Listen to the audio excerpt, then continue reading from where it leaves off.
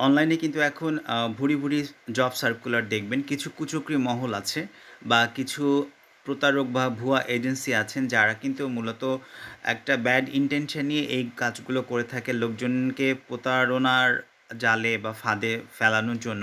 তো অনেকেই আছেন যারা সরেজমিনে সরাসরি অফিসে গিয়ে যোগাযোগ করেন এবং ইনস্ট্যান্ট তাদের কাছে যেটা মোবাইল হোক, টাকা পয়সা হোক হাতিয়ে নিয়ে তাদেরকে সেন্সলেস করে বা অজ্ঞান করে তাদের কাছ থেকে ইনস্ট্যান্ট যেটা পায় সেটা নিয়ে কিন্তু তাদেরকে বিপদে ফেলে।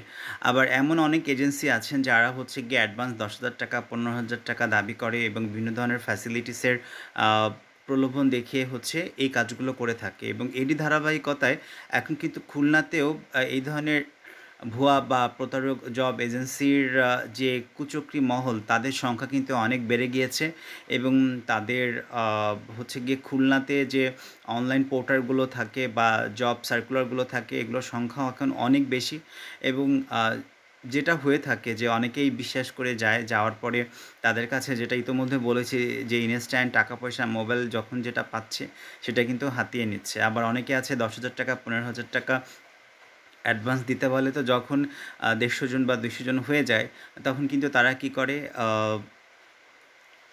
অফিসটা তালা মেরে চলে যায়। তো এই ধরনের কুচক্রী মহল থেকে দূরে থাকবেন। আপনি অবশ্যই যাচাই-বাছাই করবেন। যাচাই-বাছাই করে তারপরে হচ্ছে গিয়ে যদি আপনার কাছে বৈধ মনে হয়, যদি মনে করেন যে ঠিক আছে সবকিছু ওকে, তাহলেই হচ্ছে গিয়ে আপনি জবটা করবেন। বাট অ্যাডভান্স কোনো টাকা-পয়সা কিন্তু দিতে যাবেন না। সো এই বিষয়গুলো থেকে দূরে থাকুন। ভালো থাকুন। ধন্যবাদ।